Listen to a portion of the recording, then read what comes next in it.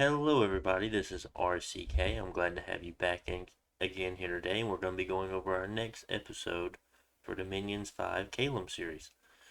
This episode is going to cover turn 37, 38, 39, and turn 40, and we have a lot of interesting things going on. We'll go ahead and load up the map here. Couple casting of corpse man constructs. We're going to try to take some of the underwater provinces. We found a site in Blight Woods, Enchanted Windmill. I think that's an air site. We had an assassination attempt, and the assassin failed, taking his life. A few crippled and limping units have passed away. And then we also have a few battles here. If you remember from last episode, we were attempting to take a province from Pythium, along with also having dissolved our nap with Agartha. They have allowed us to attack them to take land to somewhat prevent Helheim from growing any stronger, and we'll go over those battles. This is a Agartha Helheim battle here. Two small groups on both flanks, probably just casting Blessing and then attacking rear. And then it looks like just one PD, so we don't need to watch this. Next, we are attacking Helheim here in Morn Woods. Looks like we just decided to hit the same province at the same time. And we will watch what happened. A decent amount of birds, 2 Eagle Kings. More than likely they're going to be having cast summon air elementals. And the birds are going to be in attack rear. And we'll go ahead and head over here. We won't have to worry about too much. I mean, yeah, they probably have Achilles Bless, but with the elemental softening them up and the birds flying down after, we should be okay. And I feel like the Hell Hurtings are just too overwhelmed at this point to really deal a lot of damage back. And we will put this on fast forward, and it looks like the air elementals are taking care of the troops on top while the birds take care of the troops on bottom. And we will look at the battle report for that. So we lost 19 Spirehorn Warriors. They lost a Van Hurst and 8 Herdlings, or Hell Herdlings. 65 gold apiece, 120 gold, 50 gold apiece. And these guys are 10 apiece. So we definitely took better. Ours was very much more cost effective. Yes, we did use a couple of gems. So we'll go ahead and look at the next battle here against Agartha. This is in the caves. I believe this is where he has a castle at. This is where we send our mammoths. And against 1 PD, we won't have to worry about watching it. Everyone knows what's going to happen. We have a second battle here against Agartha. Now this is in a farmland. I'm seeing a decent amount of Spirehorn Warriors along with a Eagle King and a Seraphine in the back. And it looks like he has a decent amount of PD here. And we will put this on fast forward. With the Agarthans' low attack skill and defense skill, my birds were able to come down and just eat or tear them up along with a air elemental. They really had no chance, and we will look and see. We lost 7. He lost a decent amount of province defense, so that more than likely cost him more than 70 gold for sure. Next, we have another Helheim and Agartha battle, and we will watch that. Another small raiding group against 1 PD again. So we don't need to watch it. If anyone wants to see it, there it is. 1 Silguard. We've now taken control and met no forces. Unexpected events have happened. Bad events. But we did get some astral pearls out of it. Worldwide event. Evocation rituals are cheaper this month. Doesn't really mess with us too much. Our research and construction has been completed. I forgot to mention that earlier. So now we have construction 6. So that's going to mean lightless lanterns are going to be coming out. This is what the battle map looks like. As you can tell, we are making lightless lanterns with every Seraphine that we have at the moment. Our god is making a Starshine Skullcap to go up to level 6 Astral.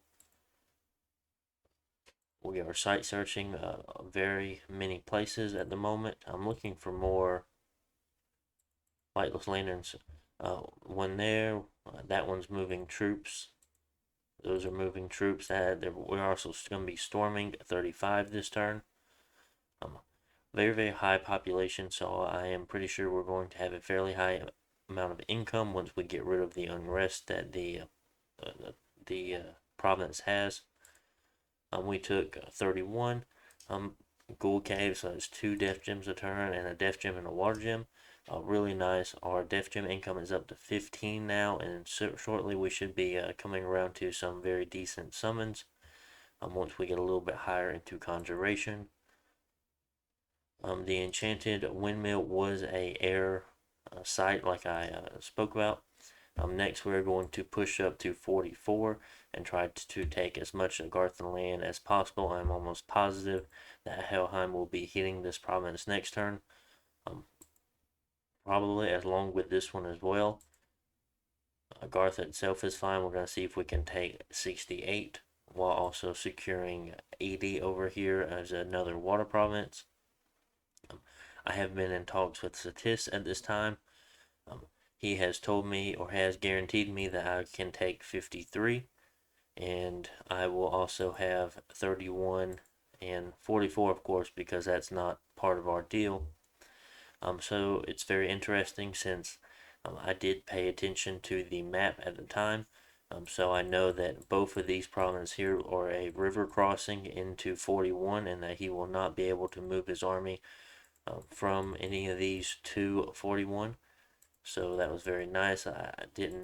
We didn't guarantee who was going to get this. It was just going to be whoever gets to it first. So I'm guaranteed this province, then this province, and he is guaranteed those two. So hopefully he will notice, or hopefully he won't notice that, and I will be able to take this. We are storming the fort over in 71, so that should be nice.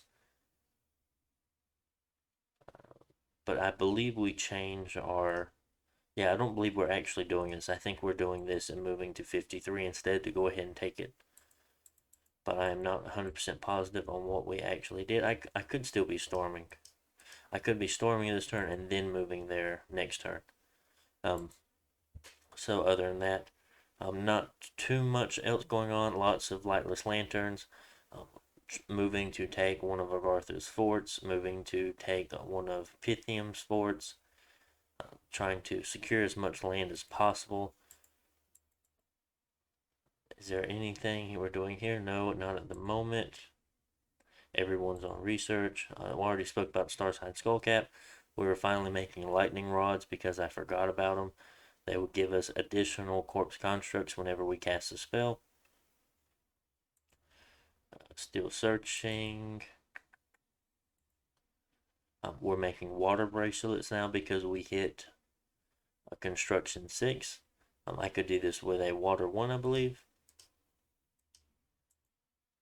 Yeah, even a water 1 mage can make a water bracelet. So we'll be going up to water 3 with this mage next turn. We'll make a robe to go up to water 4. I already went over those. We were making more endless bags of wine, and honestly, I don't need to be doing it on this commander here. I could have done it with any nature 1 mage. I don't know why I left the Thistle Mace on him. More corpse constructs and more lightning rods. This should be someone moving with a party or taking the gym somewhere. And that will be all for turn 37. And we'll move over to turn 38. As far as our economy and infrastructure goes, I don't believe we're building any new castles at the moment. Our income is around 3,800, so we're doing fairly well income wise. We could always want more though. These are our magic items at the moment. We've got 2 Thistle Maces, 3 on the commander, a winged helmet, 2 earth boots, winged shoes, I'm planning on using the Earth Boots to go higher into Earth once we get around to certain spells. Other than that, the Thistle Maces are just nice to have since we have so many Shamans out on the field.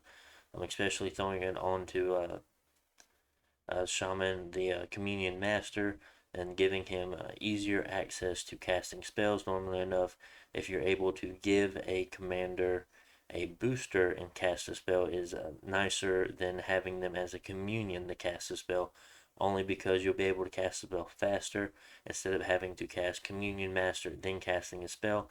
And those things could play a major part in battles. It could be someone gets their spell off before you and kills your mage because it took you 200% time to do it, since Communion Master is one, and then whatever other spell might be one. It might even be a lot more than that. I mean, it could have taken you a whole lot more time. So keep things like that in mind. We are just making these endless bags of wine because we have such a high nature income, and they're relatively cheap to make. We could make the enormous broths, but if we lost some troops, I'd rather have them have the bag than a more expensive item. And then on top of that, we're going to want lots of chaff moving around, so these are just good to have on a few commanders. We will go ahead and head over to turn 37. In the turn, exit, continue game, turn 38. Yeah, turn 38. So we're heading down alteration next. I have a few things I want to cast. We're already researching alteration 5. The main thing that I'm going for right now is going to be Fog Warriors at alteration 7. It's going to be a really, really great spell for us to cast. While we're there, we can also cast Mass Protection with our Shaman slash Booster Communions. On top of this, we can also, I don't think we want to go down to level 9 yet. That's more late game. I have no intentions of Mother Oak, but we definitely can cast it. I don't think anyone can oppose us.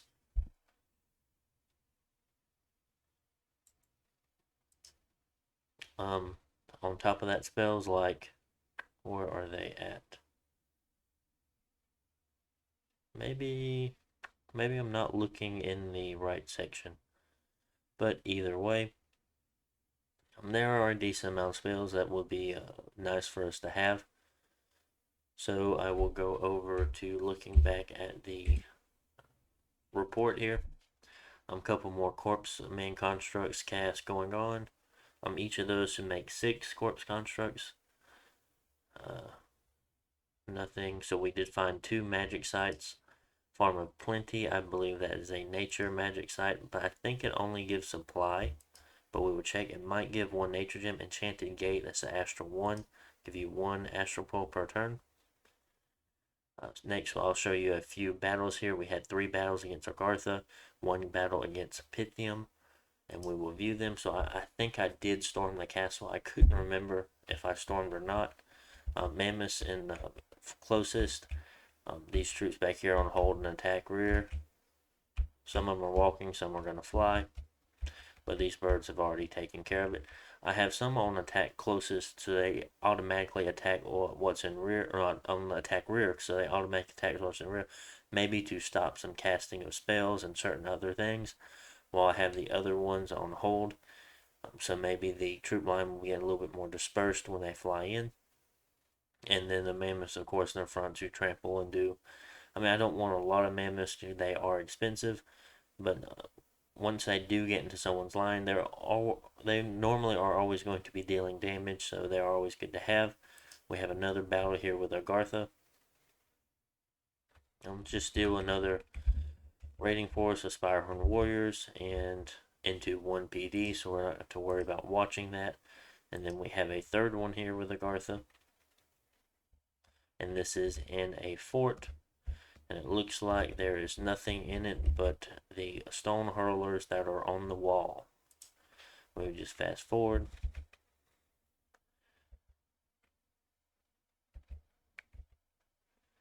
And it looks like we have finished them off.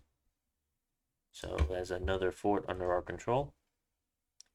We have another fortress battle here, so we did storm the fort like I mentioned. This had a lot of mercenaries, and then two small groups of our Spirehorn warriors with Eagle warriors with gems. Looks like, did we cast? No, we haven't cast nothing. I expected us to cast Wailing Winds, but I guess he decided not to, or maybe I guess he just decided not to. There must not have been yeah, there's no force here other than what's on the wall, so he did not worry about casting Wailing Winds. I should have had him positioned much farther back. We have a battle here with Helheim attacking Independence. Or is it Independence attacking Helheim? Is Independence attacking Helheim? A few bad events. Minus unrest. Misfortune +3. Population -400. There's a disease spreading. Fortification has been breached. Your troops are starving. Very unfortunate. And we are moving them all off while storming the castle with one Eagle King. We are moving our mercenary force that just took this castle here over to 53 to cut Satis off for sure, even though he did tell us that we could have this. We have lost sight of his army. We're building a lab into the throne, and we are getting ready to start building up a castle there just to secure it a little bit better. I'm still making lots of lightless lanterns. I believe if we looked last turn, I think our research was around 800, and now it's already up to 950. So we are having not only on top of all the mages, the amount of lightless lanterns is definitely helping us out.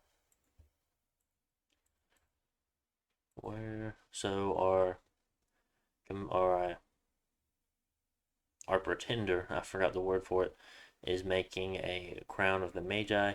So what that's going to do is going to add fast casting to a mage that has the crown on them. So that means that they're going to be able to cast spells 30% faster, I think, than any other mage that doesn't have that if they're casting the same spell. So very, very interesting. It can be very useful in getting key spells off when you want them to or before you have other things casting, like I mentioned before in the previous turn. Forging more lightning rods, forging more storm spools, more corpse constructs, more water bracelets. I think at this turn I should have put a... Weird, I thought we made a water bracelet already. Maybe I had to use it on my pretender to get him up to water 2 to make the crown of the magi. That's what happened. And honestly, I probably should move all of these researchers and all of these researchers and all of these researchers and all of these over to Caelum due to the fact that my great sage is there, having the inspiring researcher, so we'll give them all +1 research, but I won't do it. So I definitely lose some research points there, I feel, overall. Other than that, I already spoke about what is going on up here. We have taken that fort, which is very nice to have, but we will have to patrol it. There is an event, I think is a great boar or some kind of monster boar. I can't remember. I believe that's what it is. I'm doing more movement, site searching, the regular stuff. These troops here are moving back over to 93 to go ahead and get more gems. And well, actually, they don't need to get more gems, but I don't plan on sitting there. Just if Helheim is going to attack me or if Agartha plans on moving out. I mean, there's really nothing else to have these troops here. No real reason to have them here. So we will be moving them back and repositioning them to wherever we need them to, of course. Just checking over, making sure that there's nothing important that I'm missing.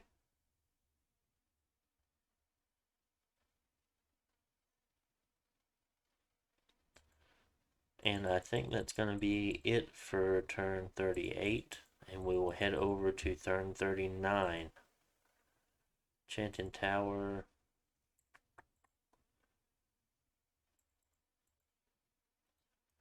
our gem income is coming along pretty nicely,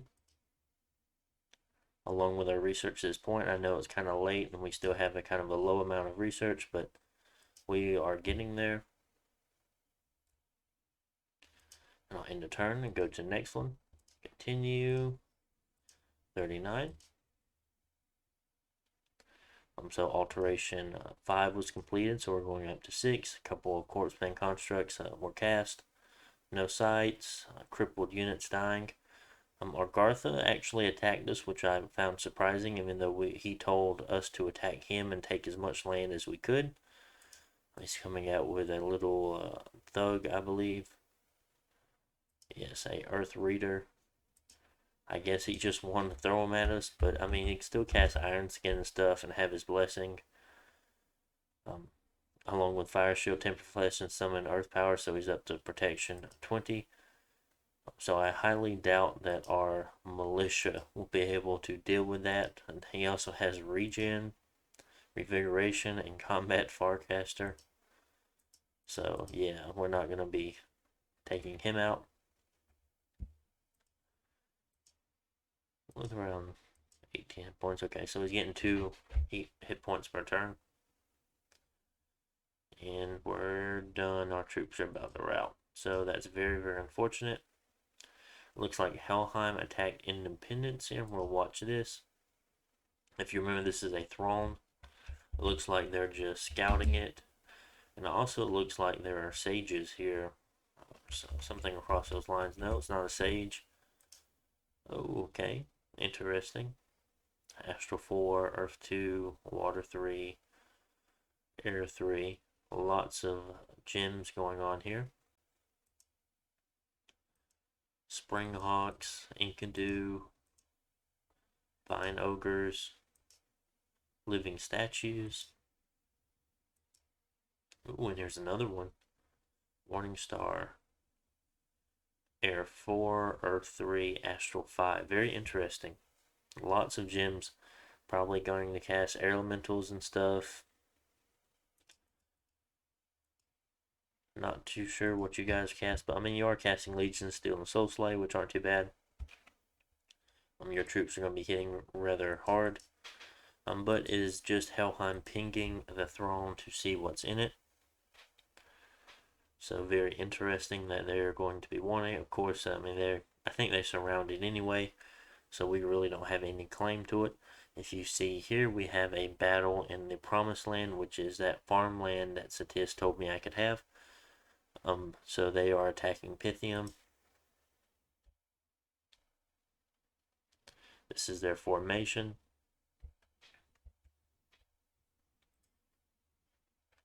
And we've seen this, we've seen this before.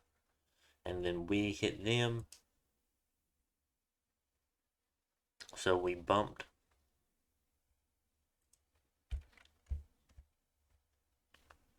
So what is all going up? A natural storm was cast. So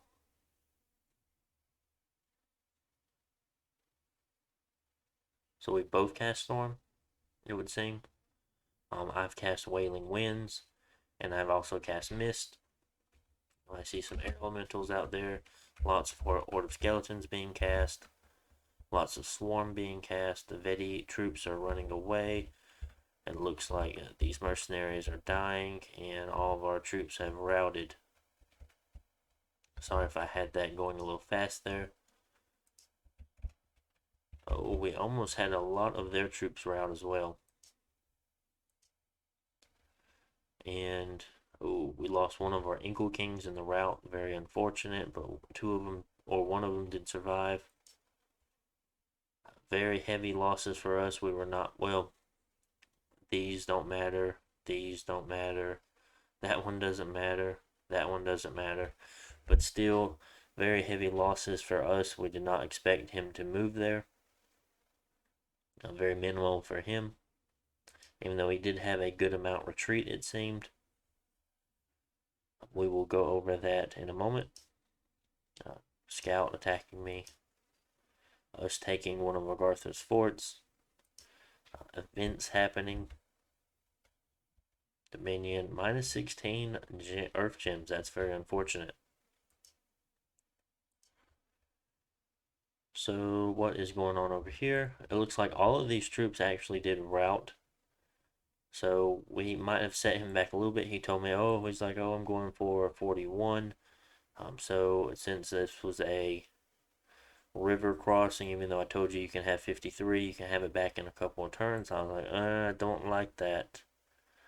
And I believe, I don't know if I waited a turn or two or 3 turns, but I'm not very happy with him doing that. So I have all these troops moving back, doing other things. This is a Earth 3 now. I did random a Earth 2, giving them Earth boots, moving up to Earth 3. So with a extra gem and the Crown of Magi, they can get Earthquake off very fast. Something interesting that we could do, or I mean, we don't have to. We can give that to someone else for sure. We have all of these units patrolling to get rid of this unrest at the moment. And we have a lot of things moving back, like the Slayer and Corpse Constructs. These guys are moving over here. We're getting ready to take 135. We're preparing ourselves for it because we need to start grabbing thrones. Helheim is looking at that one. Satis is about to take that one. I wouldn't be surprised if Satis is about to take those two as well. So we need to start claiming our own. These troops are moving back to help reinforce the troops going to 135. We have made a castle here in 141, I believe. Maybe. Yeah, we didn't have that the other turn.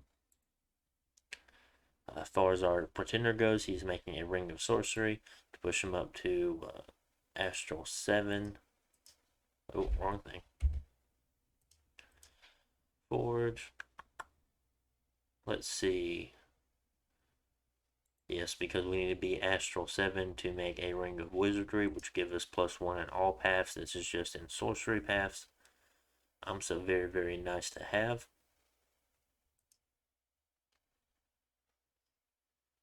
That is depleting our astral stockpile, though. I feel like we had to even alchemize some gems to even get that many.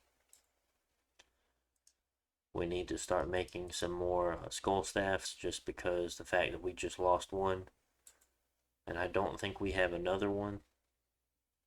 More corpse constructs, of course.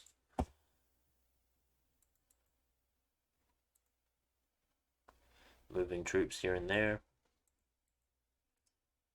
We are making Adepts of the Golden Order, so very, very cool to have. We could random some nice things like say Astral Earth, or like a Fire 3. We can put a couple of boosters on them, get some nice spells. I was definitely in a couple positions to cast things like Earthblood Deepwell and Eternal Pyre this game, but I did not want to draw the extra attention to myself. I felt like at the time those were kind of win more spells, and I don't need them. So it was a very interesting concept or idea or situation that I was put into, because I didn't want to I didn't want to have those spells, people looking at me being like, we need to take him out. He's just making too many spells a turn. Like I spoke before, we are making a Robe of the Sea, and we're going to be giving it to this mage over here, where we have the Conjuration bonus at, to do to contact Naiad. So that will give us a Water 3, Nature 3, where we can go higher into water paths and then higher into nature paths.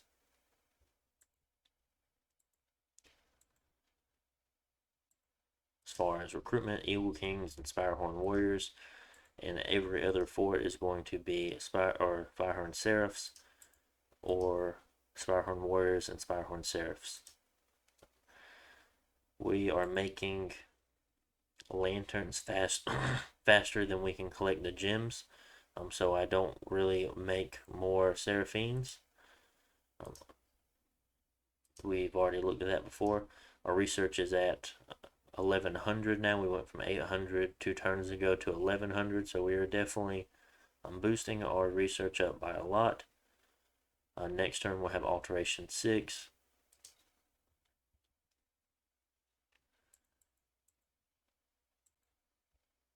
other than that, I believe that's all I really have to go through. No major battles other than us losing this small force over in 53. But it was really just mainly a lot of mercenaries, along with a Eagle King that died in routing and a Harab Seraph that died in the battle that had a skull staff. So it's alright, we've hit over 4,000 gold at this point, so we are definitely raking in the cash. So we will head over to turn 40.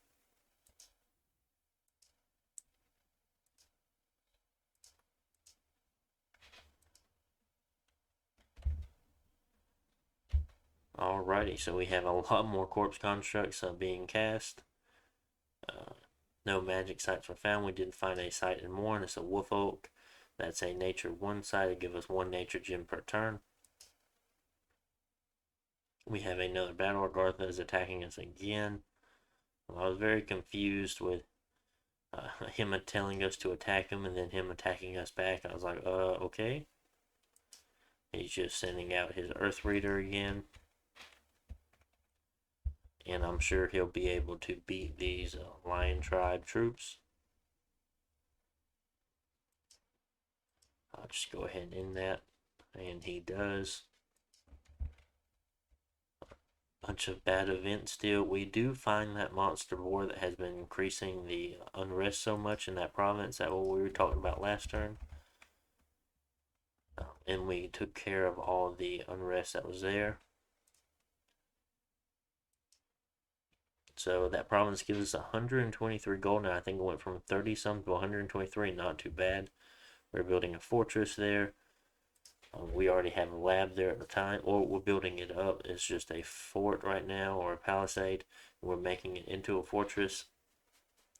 All of these mammoths and other units are moving down to 144 to help push on 135 to ensure that we take it. Elephants do have a relatively decent map move, being a map move of 20, I believe. Yeah, 20. But the only downside they have versus your birds is they still take negative penalties moving from into a province, like say moving into a forest and moving out, whereas a bird would all be the same. That's the only reason why they're not as effective movers, but when you're moving through plains, it's not too bad for them. So it looks like our fight actually caused Satis to wait an additional turn before moving on to 41. Which is not too bad for us. They had to bring their troops back. They're all routed. So, not too bad. What is moving over there? Just a few Spirehorn warriors. Interesting. We might be just reinforcing this eastern or southeast side here at this point, just in case of Pythium, or no, I keep saying Pythium. My apologies this turn. I guess I just wasn't thinking right. Ermor, my bad. I know you guys are probably thinking the whole time, that's not Pythium, that's not Pythium, it's Ermor. My bad. They do have the same flag, I believe. So just in case if Ermor comes back out, I do want to have a response force that can deal with them and take the land back. Maybe that Earth Reader might not have taken that. Our forces defeated. Okay, so so the Earth Reader did lose. Nice. Now we are moving our corpse constructs into the pond here. Hopefully that will be enough. I can't remember if it is or not. But either way, we're going to keep making more of them.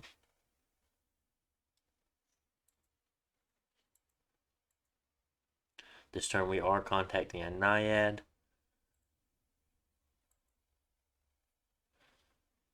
Pretender's just researching. We're not making any items at the moment. I think we'll go for the next ring of wizardry. And we'll have to... I don't want to use too many of the stockpile gems because I have other plans for them. I probably could use some nature, but I still want to keep it because I have a lot of conjuration spells I want to cast, and we'll wait a turn or two to increase the astral points that we have before we go for another ring.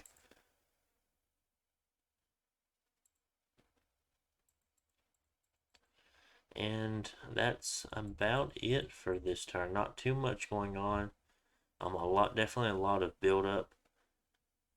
No real major war. Yes, we're fighting, but we're not, and technically not in a war since Agartha has been fairly crippled, but they are still alive on turn 40. Pythium has been reduced down to their, or more, it has been reduced down to their capital and a single throne. So they are fairly weakened as well, and I don't think at this point they will be planning on moving out anytime soon. Satis is fairly large. I am fairly large. Vanheim is looking pretty decent. Helheim has stayed relatively small just due to the fact of them being in a forever war with Agartha and has really been bringing them down in this game. Our research is at 1300 now, so much better than what was it, 3-4 turns ago when we were at 800. Yes, it could be much better at this point in the game, but we're doing okay at this time. 2 more turns, we'll have Alteration 7 and Fog Warriors, which would be a very, very nice spell for us to have. There are no global enchantments up, which is very surprising. There's our Ring of Sorcery. I will just look over if anyone wanted to see the Hall of Fame. Score graphs. Definitely have a few decent increase in provinces the last few turns, along with forts because we've been taking away from Agartha. Our income's been steady rising. Our gem income is starting to stagger out some, but we have definitely done a pretty good job on site searching for sure. Our research is definitely, you can tell about here is when we started making lightless lanterns, as it has a little bit more of a curve to it going up. Dominion's not too big of a deal. Our army size is definitely increasing. That was our bump with Satis right there, but we can definitely refill the ranks just as fast. Ermor still has the most thrones at the moment, I believe, or just by saying this, it means that Vanheim is not taking that throne away from him yet. And the other one is the one Satis is about to go after. We just have one throne, and that is the, not Iron Order, I'll have to go and look at it.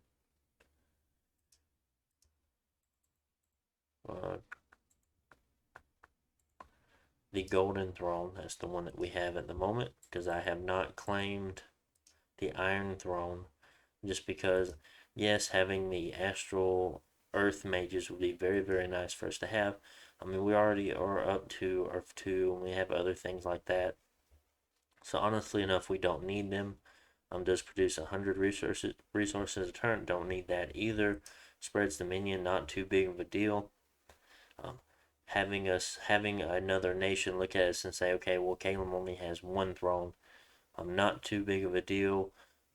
They're not too tasty at the moment, but I mean, if they had scouts and stuff through here and they're properly scouting and everything, they'll see that we actually have more than one.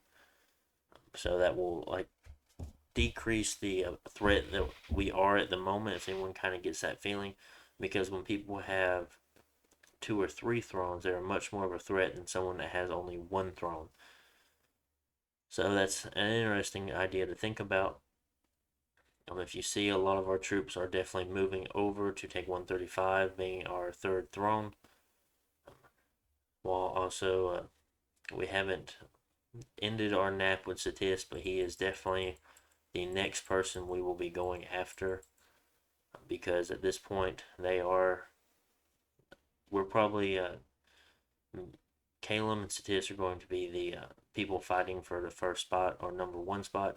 Normally enough, I don't like fighting the other person in first place, just due to the fact of you really can't grow. Well, yes, you can grow, but you're both tearing each other apart, whereas I can go eat a smaller nation, Helheim or Garthos, say Helheim, just say Helheim. And, and all I'm really doing is growing, and they can't really oppose me when it comes to how much income I have, how many gems I have, how many troops I have. Let's just say I can just throw more shit at them than they can throw shit at me, in a way. Not saying, oh, well, he's just throwing his troops away.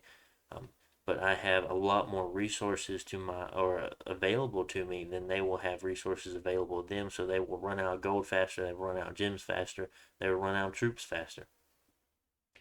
And more than likely, I mean, us gaining another capital or two capitals, being Arthur two, better positions on thrones. I mean, that could definitely increase. But at this point, me and Satis are so large that I think that the only way for us is going to be attacking each other, because I know the amount of thrones that Satis has in their vicinity, and once they take that last one from Ermor, it's going to put them, I believe, one throne away. If one of those thrones aren't the level 3 throne, well, no, if one of those thrones are the level 3 throne, then they're one throne away when they take this one, this one, this one, and this one. They'll be one throne away, and that could be their final throne, because there's one level 3 and 8 level 2s, and you only need 11 points, so that would be 1, 2, 3, 4, 5, 6, 7, 8, 9, and then 10, 11. So that would be it. That would be game over. And I don't want to be tied down to a war with someone else, and I see Satis go after another player, say Vanheim, and they easily take that last throne and win the game. That would be very, very unfortunate. You have to keep in mind the thrones and everything that your opponents have at the time. So that is a very, very big deal to think about. And that is going to be why we'll be going after Satis next, and that's what we're going to be planning to do. I will be reaching out to Vanheim and seeing their thoughts on the matter and seeing what they can do, how they can help out. If they want to help out, how they can benefit from it. I will probably also reach out to Helheim, since they are relatively smaller or relatively small, and due to that fact, they are going to want to definitely join in a 2v1 against somebody else. They don't want to fight the largest player in the game that's right beside them, if they're the smallest player in the game, of course. Not saying a small nation can't be powerful or strong, it's just you just have so many more resources that you can just throw at somebody that you will definitely overwhelm them at some point. I mean, even, okay, we'll say they have a super combatant or something like that. Okay, well, that super combatant can only battle one battle per turn. They can only defend one province per turn. Um, and if you just have raiders, I mean, okay, you have your cap left, and that's it. I mean, I'll just sit there and wait until you want to, or until I preach your dominion out if I can't kill your super combatant or something else, or whatever. There's always ways around something. Um, but anyway, that was turn 40. Definitely moving everything over to 140. And we've already pinged this before. We've seen this before. I believe it is the Throne of Air, just due to the fact of what was in it. So not too bad for us. The increase in air gems is going to be very, very nice. And that is going to be all for this episode, guys. I hope you enjoy it. Always be sure to put something down in the comments below. I hope everyone has been enjoying the custom thumbnails I've been making. I'll probably also continue doing things like expansion videos, nation guides, my series that I have going on here. I really don't have one planned for the next series out yet. I haven't decided. Other than that, keep an eye out. I might post some random videos from time to time. We're almost to our 100 subscribers, which is very, very cool. That's definitely a small goal for myself, of course. This channel's been growing quite well, and I've really, really enjoyed it. I've had a great time doing it in this whole process altogether. So I hope you guys have a great day, and be sure to check me out on the next episode. See you guys.